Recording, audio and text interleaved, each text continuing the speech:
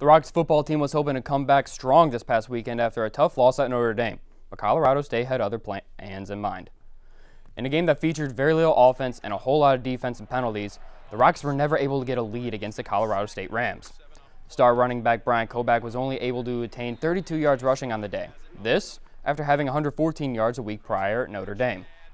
The score at halftime was 3-3, with Colorado State getting a field goal in the first quarter and Toledo getting one in the second. The Rockets also fumbled the ball in Colorado State territory later on, setting the Rams up for another field goal. The only touchdown of the game was scored on a 70-yard punt return for a touchdown by Colorado State's Thomas Panunzio.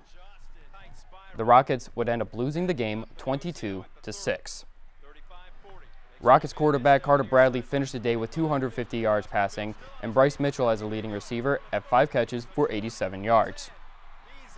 For Colorado State, tight end Trey McBride had 109 yards receiving and 9 receptions, and running back David Bailey rushed for 132 yards. Don't look now, but the women's soccer team has 5 wins before starting MAC play.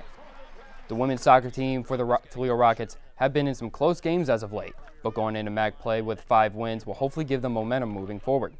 The last home game for the Rockets was a close one, something that has not been uncommon for them. It was not for lack of shots that the game only had 1 score, for each team had double-digit shots on the goal.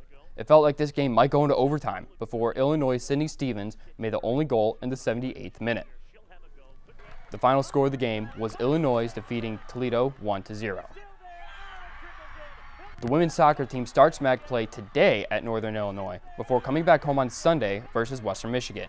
And the Rockets football team will be in Muncie, Indiana this upcoming weekend, where they will open up MAC play as well versus Ball State. Their next home game will be on October 9th against Northern Illinois for the homecoming game.